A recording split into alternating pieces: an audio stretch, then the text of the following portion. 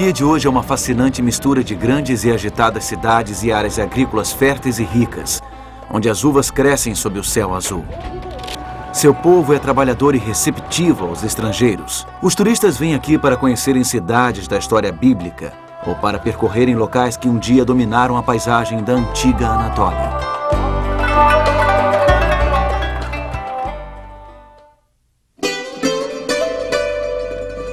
O apóstolo João passou seus últimos anos em uma ilha rochosa, não muito longe das margens ocidentais da Turquia. Desta ilha, ele escreveu aos novos cristãos de 7 grandes centros. Muitos estavam sofrendo perseguição e opressão por parte do Império Romano.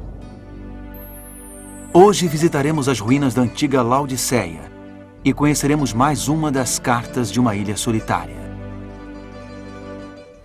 Nós viemos até a cidade de Istambul e ao Grande Bazar, seguindo uma série de cartas enviadas a esta parte do mundo, então chamada de Ásia Menor. Foi uma carta enviada pelo grande médico, oferecendo cura para as aflições da alma. E o que ele recomenda às pessoas que estão passando por desânimo espiritual é que comprem à vontade um tipo muito especial de mercadoria. Hoje descobriremos que tipo de mercadoria pode nos resgatar.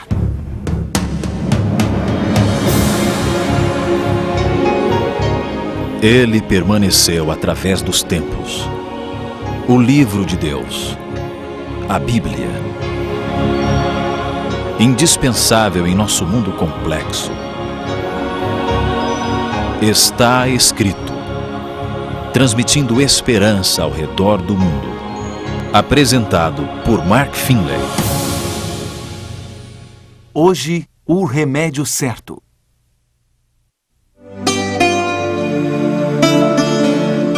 No livro do Apocalipse, encontramos esta série de mensagens enviadas por Jesus Cristo e registradas pelo apóstolo João, aqui na ilha de Patmos. João teve uma visão do próprio Jesus enquanto era prisioneiro do Império Romano. Essas cartas foram dirigidas a 7 igrejas na parte ocidental do que hoje é a Turquia. A última carta foi para a cidade de Laodiceia. Não resta muita coisa de Laodiceia hoje em dia, mas Laodiceia deve ter sido uma cidade e tanto. Era um importante centro comercial e bancário na Ásia Menor. A cidade ficou tão rica que, quando foi destruída por um terremoto no ano de 60 d.C., seus cidadãos recusaram a ajuda romana e a reconstruíram com recursos próprios. A carta em Apocalipse, enviada por João a esta próspera cidade, chegou aqui quando ela estava em processo de reconstrução. A cidade só se transformou em ruínas mais tarde, quando os turcos otomanos a destruíram no século XIII. Eu estou sentado aqui em um antigo aqueduto romano em Hierópolis, cruzando o vale de Laodiceia. Vamos observar com atenção o que esta carta diz, porque ela aborda um problema espiritual, um tormento da alma que aflige quase todos nós em algum momento de nossa vida. Ela se encontra no 3º capítulo do Apocalipse. A carta começa com o diagnóstico do problema. Isto é o que o grande médico observa em Laodiceia. Em Apocalipse, capítulo 3, e versículos 15 e 16. Conheço as tuas obras, que nem és frio nem quente. Quem dera fosses frio ou quente. Assim, porque és morno e nem és quente nem frio, estou a ponto de vomitar-te da minha boca. Jesus Cristo usa uma metáfora para descrever um problema espiritual. Água morna. Água que não é quente nem fria. Não é quente o suficiente para oferecer um bom banho. E não é frio o suficiente para ser agradável de beber. É algo que causa náusea. Do que o médico está falando? Complacência, indiferença. Os laodiceanos não eram quentes, não tinham um destacado fervor espiritual. Eles não tinham aquela paixão por conhecer a Deus. Mas eles também não eram frios. Eles não haviam rejeitado a Deus. Eles não estavam pensando em seguir outro caminho. Eles eram mornos. Eles tinham suficiente vida espiritual para deixá-los confortáveis, mas não o suficiente para serem fervorosos. Eles não podiam ser considerados santos, não podiam ser enquadrados como pecadores. Esta água é realmente morna. Há um motivo para Jesus ter escolhido a metáfora da água morna. A cidade de Laodiceia não possui abastecimento de água local, nenhum córrego de águas límpidas, nenhum manancial. A água tinha de ser trazida por meio de aquedutos. Uma cidade próxima rival, no entanto, tinha uma fonte de água que a tornou famosa por toda a Ásia Menor. Era um lugar chamado Hierópolis, muito visitado pelos cidadãos de Laodiceia. Hierópolis possuía uma série de fontes de águas termais ricas em minerais especiais. É possível visitá-las hoje. A água aqui, rica em sais de cálcio, deixava depósitos brancos conforme descia pelas encostas. Estes depósitos de formas peculiares são chamados travertinos. Hoje o local se chama Pamukkale, que significa castelo de algodão, e é um ponto turístico muito visitado. Hierópolis transformou-se em um verdadeiro spa de saúde nos tempos antigos. Pessoas com todos os tipos de males vinham até estas fontes minerais em busca de cura. Parecia haver algo mágico neste lugar. As águas quentes e calmantes de Hierópolis ofereciam aos aflitos um pedacinho do céu. Puxa, é quentinha mesmo e é muito agradável. Este é um incrível anfiteatro aqui em Laodiceia. Em noites quentes de verão, mais de 20 mil pessoas lotavam o local para assistir a uma peça ou ouvir um concerto. Podiam olhar ao longo do vale e ver Hierópolis com suas fontes de águas termais. A água que vinha de Hierópolis para Laodiceia, através de aquedutos, não chegava quente. A aparentemente miraculosa água mineral transformava-se em algo morno que dava vontade de cuspir fora da boca. E as águas de uma fonte fresca e límpida, ao atravessarem os aquedutos debaixo do sol, perdiam sua temperatura refrescante também. Nem quente, nem fria. Os crentes em Laodiceia se tornaram acomodados e autossuficientes. Eles não achavam que precisavam de uma visita do médico divino. E então Cristo teve de usar uma imagem impactante para tentar despertá-los, para fazê-los enxergar seu tormento, sua doença. Ele disse: "Vocês acham que tudo está bem, mas na verdade vocês se tornaram algo que tenho vontade de cuspir fora da boca. Sejam quentes ou sejam frios. Sejam uma coisa ou sejam outra. Mas, por favor, não sejam mornos e indiferentes." Em Apocalipse capítulo 3, podemos ver que Jesus foi um pouco mais a fundo em seu diagnóstico. Ele definiu a doença em detalhes. Veja no versículo 17.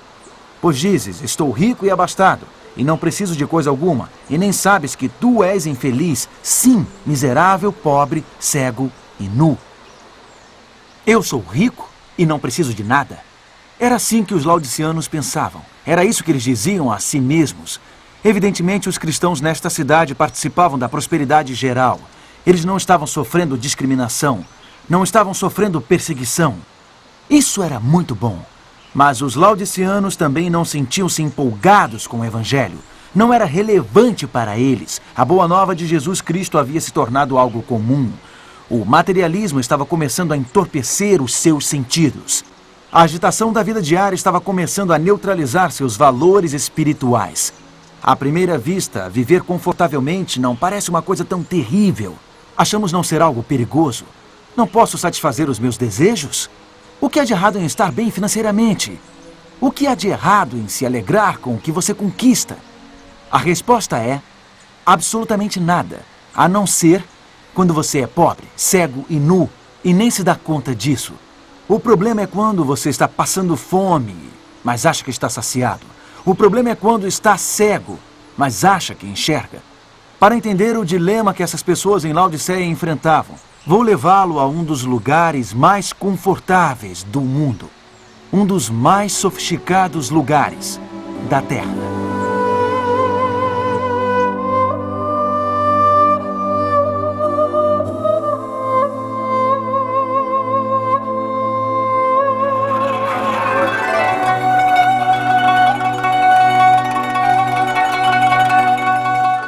Este é o Palácio Topkapi em Istambul, onde os sultões do vasto Império Otomano governaram por séculos. Eles eram os todo-poderosos, sua riqueza era legendária. Tudo o que eles tocavam era enfeitado com joias. Os sultões usavam belíssimas túnicas de seda apenas uma vez e depois as jogavam fora. Um banquete de gala exigiria 50 pratos diferentes, servidos em uma mesa de prata sólida. No interior do palácio, depois de passar por vários jardins internos, ficava o harém real. Centenas de lindas mulheres eram cuidadas e enfeitadas, enquanto aguardavam serem chamadas para satisfazerem ao sultão. Agora estamos nos aposentos do harém do sultão. Em um lugar imensamente confortável como este, havia muitos rivais ao trono, muitas batalhas pelo poder. Um certo sultão dormia em uma câmara diferente do palácio cada noite para evitar ser assassinado. Obter o trono chegava a valer mais que os laços sanguíneos. Familiares conspiravam uns contra os outros. Tornou-se uma lei no Império Otomano e, quando o novo sultão subia ao trono, todos os seus irmãos tinham que ser mortos. Esta prática sanguinária finalmente provocou indignação quando um sultão mandou matar até a seus irmãos que ainda eram crianças. Os oficiais decidiram que seria melhor aprisionar os irmãos mais novos do rei. Eles eram mantidos em vários quartos em cima do harém, os quais vieram a ser chamados de gaiola dourada. Alguns eram mantidos ali por toda a vida. Eles desfrutavam dos luxos do Palácio Real. Eles tinham criados à sua disposição. Todas as suas exigências eram atendidas. Eles não precisavam de nada. E também havia chance de um deles se tornar sultão, caso o irmão no trono morresse.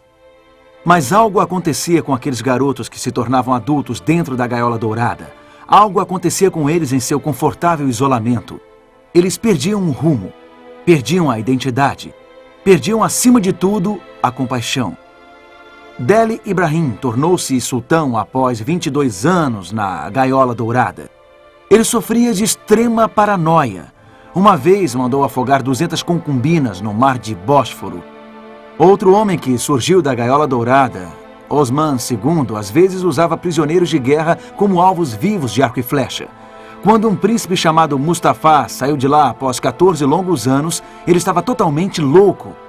A grande maioria dos sultões que saíram da gaiola dourada eram ineficientes, corruptos ou loucos. Eles eram consumidos por intrigas do palácio. Eles tinham dificuldade em lidar com problemas fora do seu luxuoso palácio. Muitos, de fato, acabavam sendo dominados por mulheres ardilosas de seu grande harém. E o Império Otomano, o império que se propagou por todo o Mediterrâneo, o império que um dia representou uma ameaça à própria Europa, começou a murchar. Ele começou a declinar, até que finalmente veio a desaparecer. Isto é o que acontece conosco quando ficamos autossuficientes demais, quando não somos nem quentes nem frios. Aquilo que mais valorizamos acaba escapando pelos dedos. A fé e os valores que deram a nossas vidas rumo podem começar a desaparecer. Existe perigo na gaiola dourada. Existe perigo em chegar a pensar que não precisamos de nada. Podemos acabar pobres, cegos e nus, porque nossa vida espiritual se enfraqueceu. E nem percebemos. Este foi o problema que o grande médico diagnosticou em sua carta à igreja, em Laodiceia. Esta é uma carta especialmente importante porque Laodiceia, a sétima igreja, representa a igreja de hoje. Esta carta faz parte da descrição que Deus fez de seu povo ao longo da história. A palavra Laodiceia significa um povo julgado. Esta igreja é a igreja que existirá antes da vinda de Jesus. É a igreja que existirá no tempo do julgamento. Infelizmente, os laodiceanos são mornos ou autossuficientes, indiferentes. Vivendo no mais emocionante período da história do mundo, eles deixam de captar a urgência do momento. Eles deixam de entender o significado da ocasião. A última igreja de Cristo, Laodiceia, encontra-se a um passo da eternidade. E, no entanto, adormece confortavelmente em sua morna complacência. Ela vive nos últimos dias da história, mas não consegue reconhecer a importância do tempo em que está vivendo. Cristo está batendo na porta do coração de Laodiceia. Ele faz um apelo para que ela acorde, para que ela entregue a sua vida a Ele, para que aproveite a oportunidade do momento, para que proclame a palavra do Senhor e prepare o mundo para a sua breve volta. Então, qual é o remédio recomendado para curar os males de Laodiceia? O que nós podemos fazer em relação à mornidão em nossas próprias vidas cristãs? Será que podemos reverter esse lento e constante declínio? Sim, o grande médico oferece um remédio. O que ele nos diz, surpreendentemente, é para sairmos e comprarmos 3 coisas. Ir às compras não é a primeira coisa que vem à mente quando pensamos em remédios espirituais. Ainda que seja comum irmos ao shopping para curar a tristeza. Mas o grande médico tem em mente um tipo de compra muito especial, uma ida às compras especialmente planejada para aqueles que pensam que não precisam de nada. Este trigo dourado está quase pronto para a colheita, aqui nos campos de Laodiceia. Isto me lembra do julgamento final e da colheita a ser feita por Cristo. Faz-me lembrar também de uma prescrição que o próprio Jesus Cristo deu no capítulo 3 do livro do Apocalipse, no verso 18.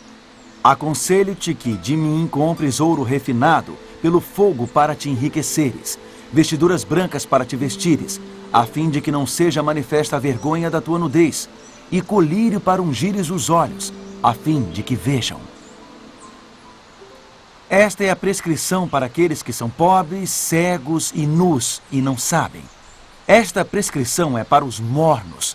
Ela nos mostra uma saída para a letargia espiritual. Ela nos mostra como almas adormecidas podem ser reavivadas. Portanto, esses itens que Jesus pede que compremos devem ser, de fato, remédios poderosos. Eles devem ser potentes. Vejamos exatamente o que o grande médico quis dizer com esse ouro, essas vestiduras brancas e esse colírio. Jesus diz em primeiro lugar, compres de mim ouro refinado pelo fogo. O que isso significa? Bom, encontramos uma frase muito parecida em outra parte do Novo Testamento. Veja em 1 Pedro capítulo 1 e versículo 7. O apóstolo ora pelos crentes, para que uma vez confirmado o valor da vossa fé, muito mais preciosa do que o ouro perecível, mesmo apurado por fogo, redundem em louvor, glória e honra na revelação de Jesus Cristo.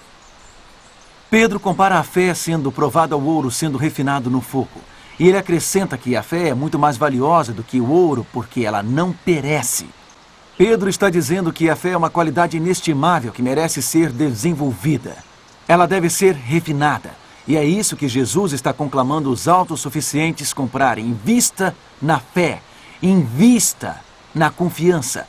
Quando nos sentimos muito confortáveis e só pensamos em nós mesmos, quando vivemos cercados por confortos materiais, é fácil começar a pensar na fé como algo muito intangível.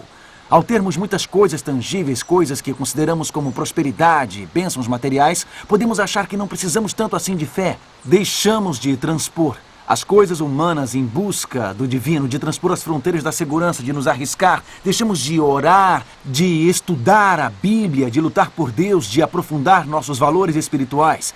Mas Jesus está dizendo, acorde! Você está desesperadamente pobre, sem fé. Ela não é etérea. A fé é tão sólida quanto o ouro.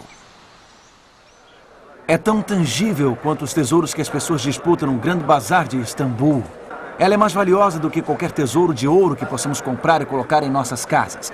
Podemos passar a vida toda em busca de vários tipos de bugigangas brilhantes, mas as coisas mais importantes da vida escorregarão por nossos dedos, a menos que a gente invista na fé, em estabelecer uma firme conexão com Deus. Essa joia é muito linda. Como sair da letargia espiritual? Primeiro, dê um passo em direção da fé. Transponha as fronteiras do seu conformismo. Assuma um novo desafio em nome de Jesus. Agora vamos ver a segunda coisa que o grande médico prescreve. Vestiduras brancas. Precisamos vestir nossa nudez com vestiduras brancas. O que isso significa? Esta mesma imagem aparece em Apocalipse capítulo 7. João descreve uma cena gloriosa no céu. Um grande grupo de indivíduos redimidos estão animados, louvando a Deus. E João vê que todos eles estão vestidos de vestiduras brancas. Alguém explica em Apocalipse capítulo 7 e versículo 14. Estes são os que vêm da grande tribulação. Lavaram suas vestiduras e as alvejaram no sangue do Cordeiro. No Novo Testamento, as vestiduras brancas são um símbolo da justiça, de aceitação diante de Deus. Essas vestiduras ficaram brancas pelo sangue do Cordeiro, Jesus Cristo. Em outras palavras, os seres humanos pecadores são declarados justos quando aceitam o que Jesus fez na cruz por eles, quando aceitam sua vida perfeita, derramada por eles, como uma expiação pelo pecado. É assim que somos justificados perante um Deus santo. É assim que somos declarados justos perante um Deus santo. Então o que Jesus está dizendo aos autossuficientes é para comprarem esta vestidura branca para cobrir sua nudez. Os mornos esqueceram-se da gloriosa boa nova. Eles tinham se esquecido do quanto eles precisam de um Salvador. Eles tinham se esquecido do preço para resgatar-nos da tragédia do pecado. Nós perdemos o vigor na vida espiritual. Nos tornamos mornos quando nos esquecemos de como fomos justificados diante de Deus. Isto começa a parecer abstrato e distante. Mas o que Jesus nos diz é que este evangelho é tão básico quanto o vestuário, tão básico quanto a camisa que usamos.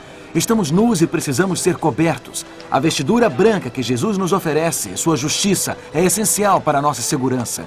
Como sair da letargia espiritual? Valorize esta graça tão cara. Não considere algo comum. Perceba o quanto você necessita da graça que vem através da cruz. Agora vamos examinar mais uma coisa que o grande médico prescreve. Ele conclama os autossuficientes a adquirirem também um colírio para ungires os olhos a fim de que vejas. A que ele está se referindo?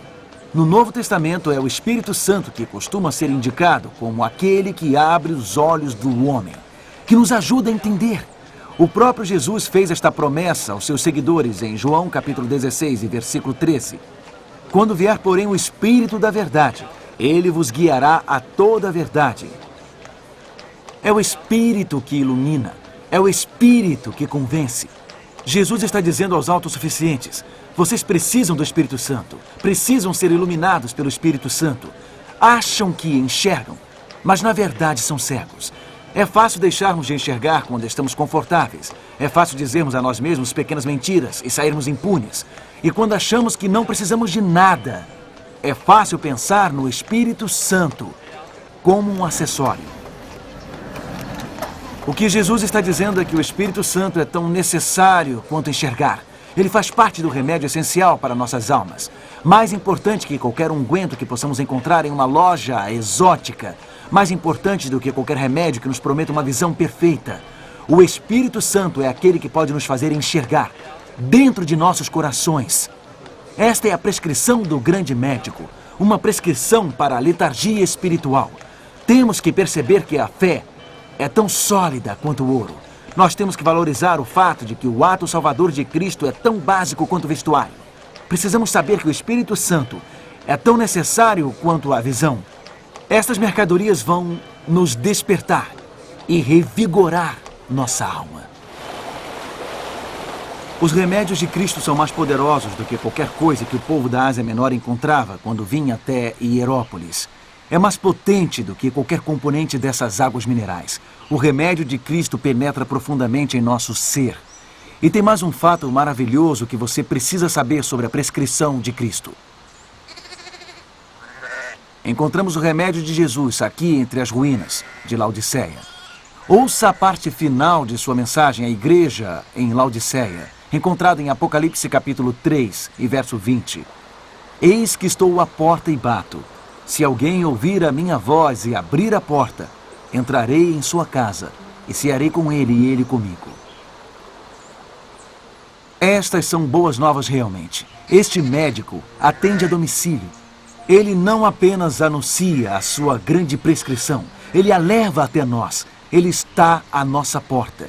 Ele está batendo. Podemos dizer que este médico está trazendo um completo spa de saúde à nossa porta. Ele traz as mercadorias que vão nos curar. Ele traz o ouro, as vestiduras brancas e o colírio até a nossa porta. Não será hora de você abrir-lhe a porta? Não será hora de sentar e conversar com Jesus? Não será hora de fazer um jantar entre amigos com Ele? De passar tempo com Ele? Você tem investido a sua vida em tantas outras coisas. Que tal investir no relacionamento mais importante? No relacionamento capaz de revigorar a sua alma adormecida? Cristo está esperando. Cristo está batendo. Do mesmo modo que a água da chuva regou as colinas de Laodiceia hoje. Jesus quer regar as nossas próprias almas. Basta só que aceitemos. Neste momento, enquanto Jesus está à porta do seu coração batendo, cabe a você convidá-lo a entrar. Quer fazer isso? Quer fazer este acordo com Ele? Quer permitir que Ele lhe traga vida espiritual que lá no fundo você está desejando? Por que não fazer isso agora mesmo enquanto oramos? Querido Pai, recorremos a Ti porque uma letargia espiritual se abateu sobre nós, porque perdemos aquele fervor que costumávamos ter. Chegamos a Ti reconhecendo a nossa necessidade. Precisamos do Teu ouro para a nossa pobreza. Precisamos da Tua vestidura branca para a nossa nudez. Precisamos do Teu colírio para a nossa cegueira. Neste momento abrimos a porta do nosso coração a Ti, Senhor. Por favor, entre. Por favor, sinta-se à vontade. Sinta-se o nosso Salvador. Entre em nosso coração, mude a nossa vida, transforme tudo o que precisa ser mudado em nós. Pedimos isto em nome de Jesus. Amém.